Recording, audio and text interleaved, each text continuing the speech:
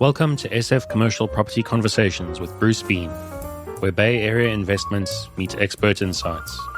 Get ready to unlock the strategies of commercial real estate success. So today we have Kathy Fettke with us, and Kathy is the founder of RealWealth. So Kathy, it's great to have you. It's a very interesting real estate investment company that you have. So great to have you. Can you give us a little history of how you got into real estate and how RealWealth was developed? Sure. I grew up in the San Francisco Bay Area, watched my parents buy homes just to live in and make millions from just living in a house. So I understood the power of real estate, certainly in certain markets like the San Francisco Bay Area, but it's hard to get in, right? It's very, very hard to buy a house. Once you're in, you're probably going to see appreciation over time. So I always knew real estate was an important thing to do and to invest in, but I just didn't really know how. But about 22 years ago, my husband and I actually did manage to buy a house. It was a 6-bedroom, so we kind of turned it into I'll explain it later. We over leveraged, like a lot of people do.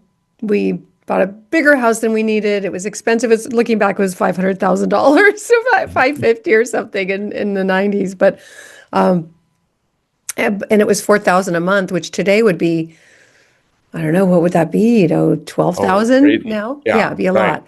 Yeah. So it was fine when everything was fine, and we still didn't have much left over because of the high payments.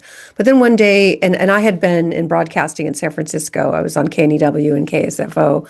I worked at CNN and Fox News and ABC's 7. But when I met Rich and we got married and had children, I just wanted to be a stay-at-home mom. But I kept this weekend radio show just to kind of keep me in the industry, keep one foot in. Right about that time in 2002, Rich came home from being on a book tour with his book, Extreme Success. At the time, he was a professional and personal coach. He said he came home kind of in tears and said, I stopped at the doctor. They checked this freckle, did more tests. They believe it has spread. It's melanoma. And if it has spread, I probably have 6 months to live. So you can imagine the shock of being a stay-at-home mom, having left my career, having way over leveraged this house that we could afford anyway. He couldn't be insured because he's an extreme athlete, and he was climbing El Cap and surfing hurricane waves, and like no one's going to insure him. So we didn't have a backup plan. And we did the traditional investing, everything we were told to do by our financial planner, 10% into investments, 10% into savings, 10% into emergency, 10% to charity, like all the things. But when you have a medical emergency, you could blow through that very quickly. And we were young. We were in our 30s, so we hadn't saved a lot or invested a lot.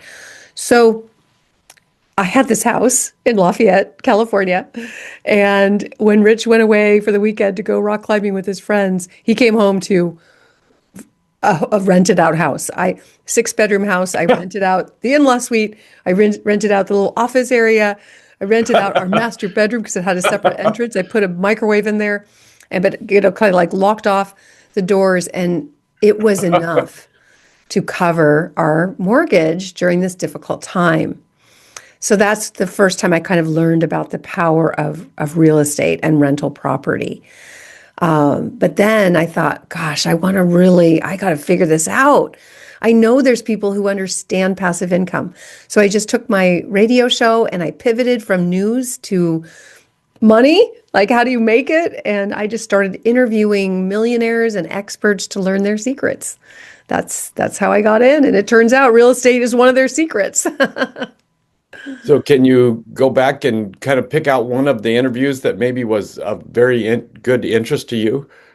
They all were. It was such a different mindset. People who have great wealth are willing to share. This is one of the biggest things I learned, is that they're generous. People often think they're not, and obviously not everybody is, but the people I met were very generous with their information, with their time. Of course, I was on a major San Francisco station, so it was good for them too. But what I learned, I had Robert Kiyosaki on, and of course, I read his book, Rich Dad, Poor Dad. I would read all the books before, excuse me. Except, hopefully this could be edited. Yeah. Oh, yeah. Um, I would always read the books before I would interview someone, so I was getting so much knowledge. And Rich Dad, Poor Dad, boy, did that just change my mindset. But then to be able to have conversations with the author was incredible. So after our interviews, I would ask him, what are you doing? Where are you investing? And, personally, we're not on the air. You could tell me anything. And he's like, oh, it was 2004, 2005. He said, all of these liar loans, these crazy loans that people are getting, no money down, no income, no job, no problem, no credit checks, nothing, 100% Right, financing. right. It's like, Just this here's is all the going to money. blow up. We know when these loans will come due in 2007, 2008, 2009. Everyone's going to lose their money. He said he sold everything in the high priced markets, the bubble markets, basically, that had gone up 40% Oh, every wow. year. He said, I sold all of those at the peak and I'm buying in Dallas, Texas. Oh, I said, wow. why Texas? And he said, well, they don't do those loans for one. They're much more conservative because the S&L crisis wiped them out. So they very conservative in their financing. And these were the four fundamentals he taught me that I still use today. He said, there's job growth. You have to have job growth. That creates population growth. You need people for real estate to work. And he said, it's still affordable, meaning the average person can still afford the average rent or the average home. And all of that is creating more infrastructure growth, which keeps the cycle going. If you have jobs coming, people coming to the area, you're going to need new roads, new schools, new hospitals, and that creates more jobs. So he said, you can stay out of the coming storm if you invest in places that make sense like that. So, of course, this was live on my show. People heard it. It made sense. I jumped on a plane and flew to Dallas. I was like, I want to learn more. And I met with a property man. I met with an agent who basically was like, "Oh, let me just take you to this area that Californians love." And it was this area with $400,000 homes, and I knew the average price in Dallas was $120,000. Ah, So I thought, oh, honey, obviously she just wants a good not commission check. right. So I thought, if I can't trust real estate agents who generally aren't helping investors, maybe today they are more, but usually a real estate agent is helping someone buy their primary residence. So I Right. thought, well, that's Right. not who I can trust. Who can I trust? And I thought maybe the property manager, because they're the ones who are going to have to take care of whatever I buy. Maybe they can direct me into what I should buy because they're stuck with it. So I ended up spending an entire week in Dallas. I met with probably 15 different property management Oh, wow. companies. I chose the one that looked the most organized, that had been around, had a track record, had good reviews, that really understood where the rental demand was, what kind of properties they like to manage, what kind of properties tenants like, where the new Mm. jobs are, the population growth, all those things. And back then, you could buy investment property with no money down. But even with, I know this was like pre-financial crisis, Right. Right. but even with a no money down loan, they cash flowed because I was able to buy Ah, brand new homes in the Dallas area for $120,000, $130,000, but they rented for $1,500.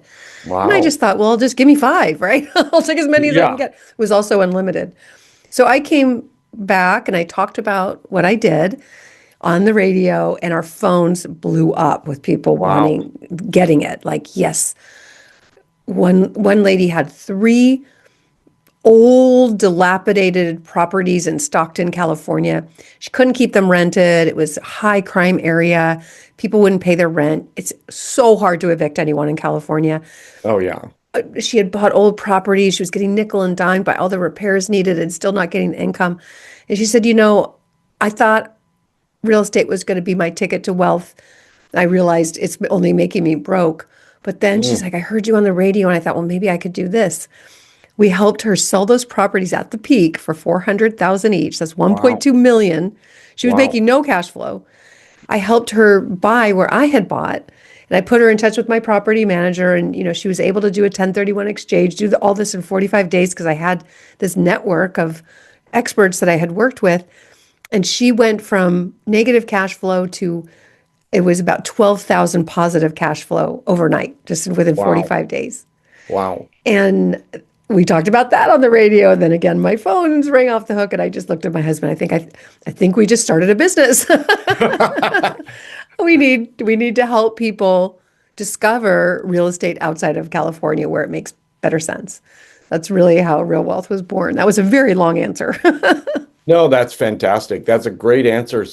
Let's now pivot to what you're doing today. So this kind of got you all started, and now what are you up to? Yeah, well, because of that, I was able to win the Goldman Sachs Award of the top 100 most intriguing entrepreneurs. Elon Musk was there, and the founders of Uber, and it was crazy. I'm like, what am I doing here amongst all these superstars? But what we had done is helped so many people avoid complete financial catastrophe.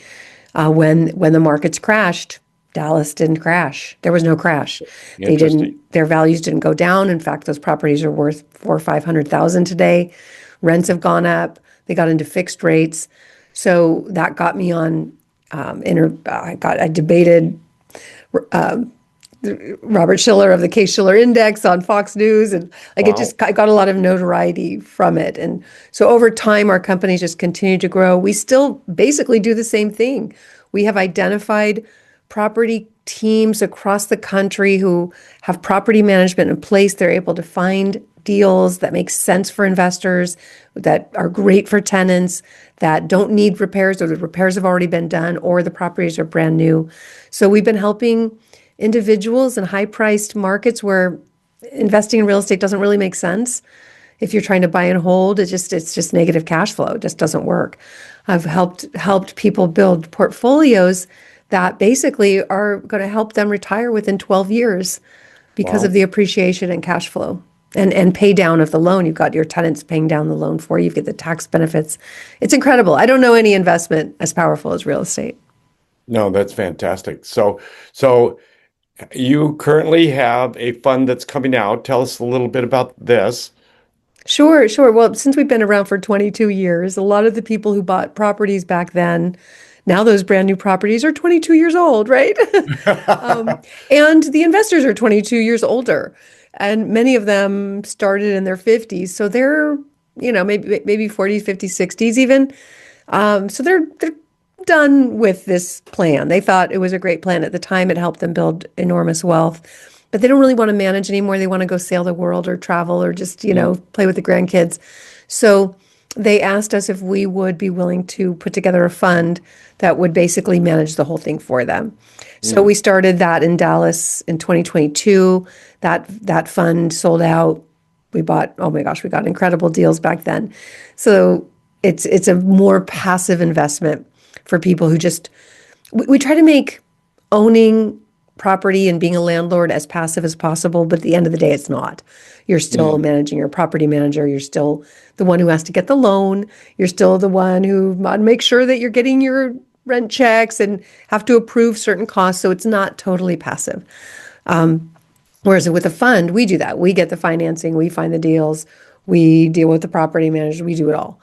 And we split the profits. It was 75-25, so we get 25% of profits for doing that after the preferred return is paid. So we're focusing again on Dallas because that area just won't stop growing. It just keeps growing. Wow. We've got chip manufacturing, billions and billions of dollars in chip manufacturing just north of Dallas in the Sherman, Texas area, almost to the Oklahoma border. But you've got a whole freeway that's called Headquarter Row, and it's just headquarter after headquarter after headquarter of businesses moving there because of the no state income tax and the job-friendly environment and the affordability. They want their employees to be happy, and they can pay them a $60,000 or $80,000 salary, and they live like kings, right, and queens in Dallas. So a lot of companies have moved for that purpose as well. So property taxes, I've heard, are high in Texas. Is that right? Yeah, they are, but the home prices are low.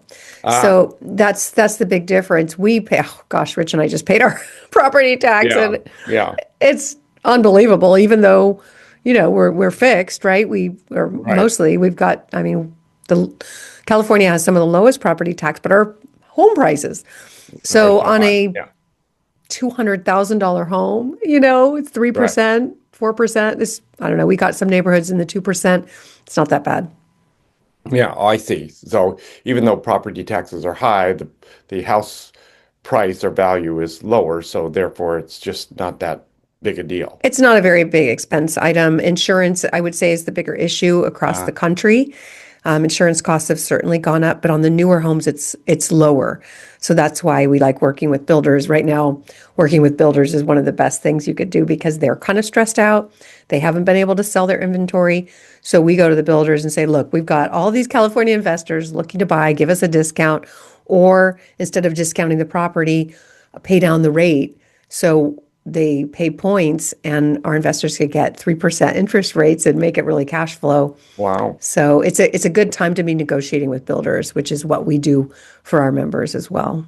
that's fantastic. So what does your crystal ball say these days about the next year, the next 2 years? What do you think's going to happen? Yeah, well, a lot of YouTubers who are looking for clicks will say that today is similar to 2008 because prices are so high. And the truth is, yes, prices are at all-time highs. But how do you know if that's a bubble or if it's just the price? It always comes down to supply and demand. It also comes down to the level of stress within that market. So right now, we talk about levels going up, but they're still half of where they should be. They're not, this isn't a normal market. Inventory levels were kind of higher this time last year, but as rates started to come down, inventory started to get eaten up and bought up, and we're kind of back down to low inventory levels. That's actually the story. On top of that, you've got 40% of homeowners today own their home free and clear. Very, very difficult to have a distressed 40%. situation when you own your home. Wow. 40%. And then you've got the remainder who are on loans. Half of them are on the 2, 3, 4% interest rate where they're in wonderful shape. Their payment compared to their wages, which have been going up, is very, very low. They're on fixed rates at low interest rates. So their cost of living is super low for homeowners. So the distress, you can't have property values come down unless there's some form of distress. And we're not seeing that. Foreclosure rates are very, very low. The other thing that would change it would be supply. If you increase supply somehow, like Austin saw prices go up, and then all these builders came in, brought in a whole bunch of new supply, new apartments, new homes. So much new supply brought prices down. That's what needs to happen, and that is not going to happen in California. I mean, it's like No. so hard. We're developers as well, and we've got a parcel in Danville that we're trying to get entitled for a bunch of homes, and it takes years. So I mean, I live right near the Palisades, and how many homes have been built since the fire? Like, it's pathetic. It's very, very difficult to build in California. So creating that new supply, it's just kind of hard everywhere. It's expensive. So as long as we don't have the supply, we're just going to keep seeing prices go up. Add to it that Trump is so committed to the midterms, let's say that, to people liking him in the midterms. He's trying to make housing more affordable. Right. And that's been the topic. He's thrown all these crazy ideas out there, like 40-year mortgages, not going to solve the problem. No. Getting institutional investors out, that's not going to solve the problem. They're like 2% of homes owned. And in fact, the number of rental homes has declined because so many people that owned rental homes saw their prices go up. They're like, I should sell this and use the money for something else. Wow. So we actually have fewer rental homes on the market than historically.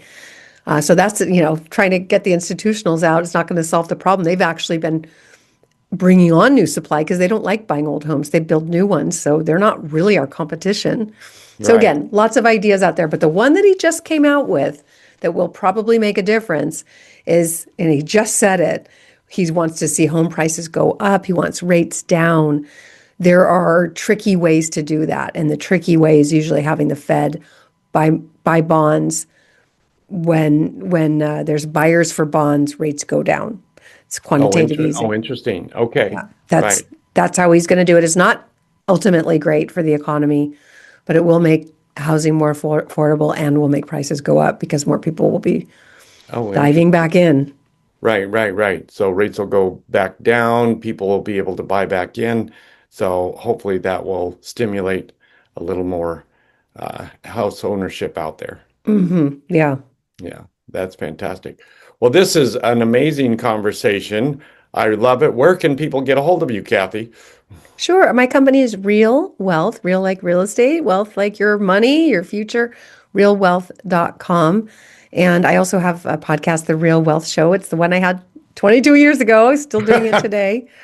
And then I'm also a co-host on Bigger Pockets, which is a big resource for investors. That's fantastic. So that is where they can find you.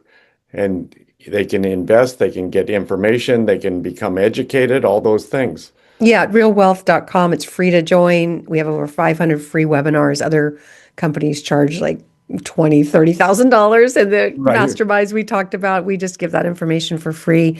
We are a brokerage, so we make our money on sales, and that does not come from our members. It comes from the broker who pays us. So our services are free. We want people to learn, be educated so they make smart decisions and end up independent and wealthy so that they don't have to rely on the government to take care of them. That is fantastic. I love it. Well, this has been really, really interesting. I look forward to talking to you again maybe in 6 months and just kind of updating and seeing what's going on out there in the future. I would love that. All right. Well, let's keep in touch. That's a wrap on today's journey through the SF commercial real estate scene. Ready to share your story? Visit sfcommercialconversations.com/guest. Your insights could lead the next conversation.